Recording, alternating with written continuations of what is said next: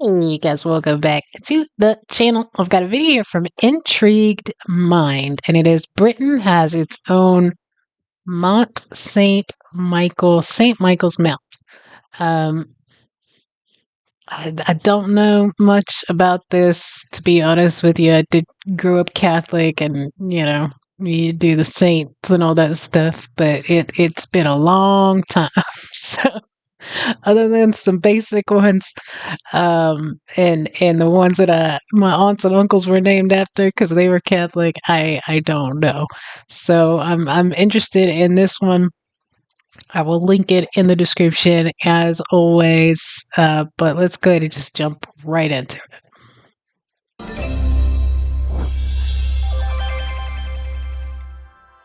St. Michael's Mount has been inhabited since the Stone Age. It has been a site of historical significance since it became a place of Christian worship during the Dark Ages. This island has a unique geography, and its castle has played a host to some famous historical figures. The mount also has a unique mythology and folklore. Today, it is an ideal location for the film industry. Join us today community on behind Intrigued it. Mind, where we examine Britain's very own Mont Saint-Michel, St. Michael's Mount. Okay. Many people have heard of Mont Saint-Michel, the fairy tale cluster of buildings that sits perched atop a small island off the coast of Normandy, France. Yet, astonishingly, few people know about its British counterpart, St. Michael's Mount. Despite its similarities to Mont Saint-Michel, the two islands and their man-made structures look very much alike, but their history and associated folklore are quite different. Located in Mount Bay, Cornwall, this castle and chapel can only be accessed via a man-made walkway that is only available for 6 hours of each day, depending on the tide. This 500-yard-long granite causeway links the island to the town of Mara-Zion. Just like its French counterpart, St. Michael's Mount is home not only to a rich history that began during the Stone Age, it also has its own myths and folklore to share with those who traverse the walkway to explore this mystical tidal This is island. neat. So, let's take a journey back through time and learn all about the secrets of the mysterious St. Michael's Mount. Evidence of Stone Age settlers living on the island has been discovered by archaeologists, including arrowheads made of flint. Similarly, it seems that St. Michael's Mount was used during the Bronze Age, evidenced by a hoard of copper weapons that were excavated there. It has been speculated that this island is one and the same with the island of Ichthys. Ichthys was first described as a tin trading center by the Greek historian Diodorus in the 1st century BCE, when British tin was found throughout the Mediterranean world. Yet the island did not become truly significant until the Middle Ages. St. Michael's Mount was a gift from British King Edward the Confessor to the Benedictine religious order at Mont Saint-Michel. The island takes its name from the Archangel Michael, the monk's most venerated saint.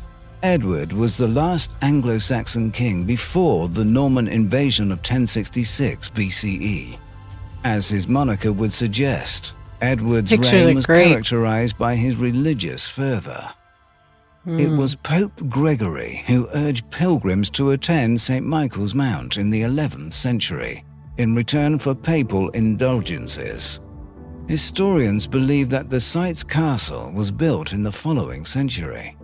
St. Michael's Mount remained a priory of the Benedictines until England's 100 Years' War with France, when this relationship was dissolved by order of King Henry V. Now you guys hate France. The priory was granted to an abbess, and her covenant for use as a secular chapel in 1424.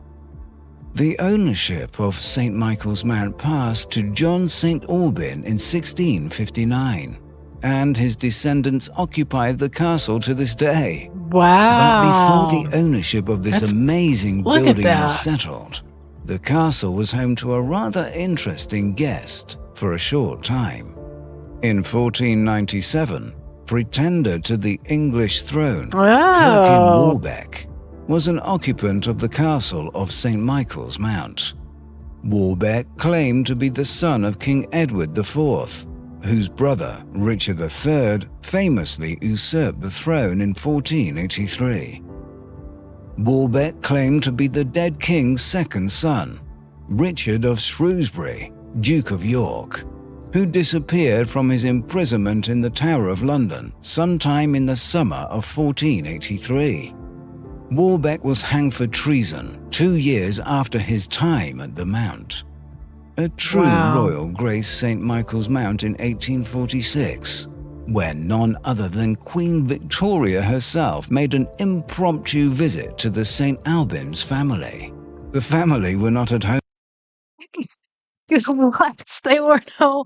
Can you imagine the queen just like showing up at your house like At the gravy? time, so the Queen of England took tea in the castle's famous drawing room with the maid, while she awaited Wow. their return.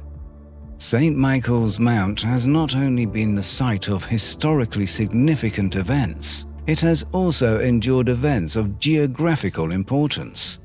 In 1755, an earthquake struck Lisbon, Portugal's capital. This earthquake's magnitude was so great that it caused a tsunami off the coast of Cornwall, which is situated some 1,000 miles away. It was recorded that the giant waves smashed St. Michael's Mount for 5 hours, which resulted in great loss of life and property. Speaking of geography, St. Michael's Mount lies on a ley line. Ley lines are known for the cosmic energy that radiates from them. First theorized in early 20th century Europe, other famous sites built on ley lines include the Great Pyramid of Giza and Stonehenge. St. Michael's Mount is also known by an old Cornish name, which translates into English as meaning the grain rock in a wood.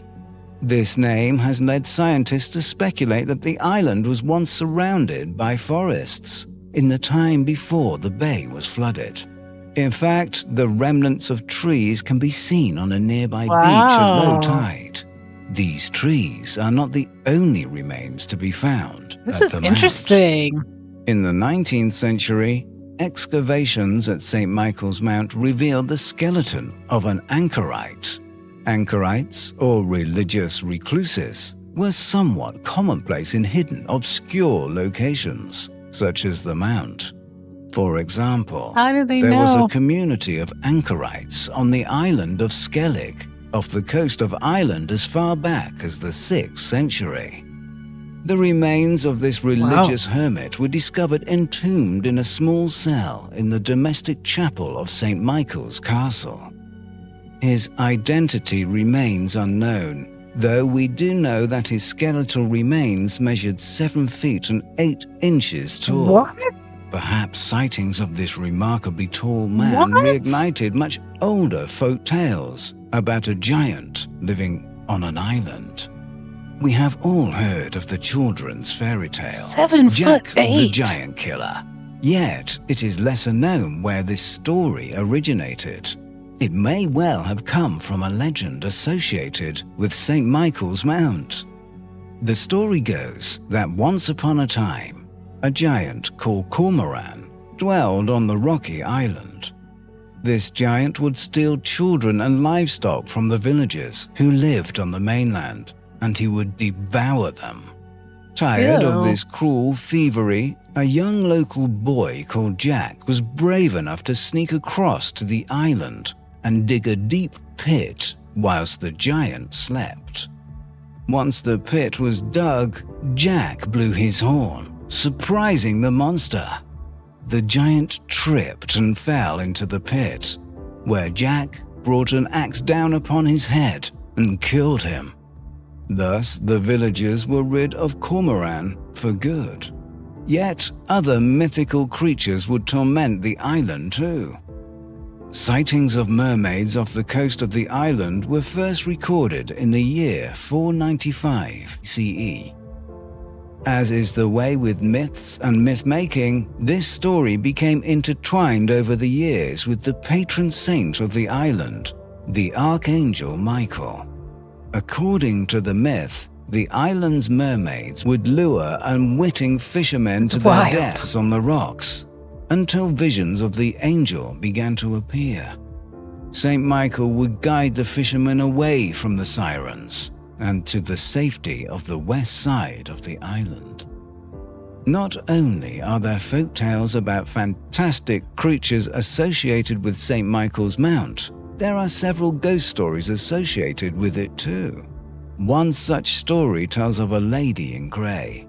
According to local legend, this lady was the governess of the St. Alban children in the 1750s. St. Alban? It is said that she became pregnant, and her mystery lover rejected her and the unborn child.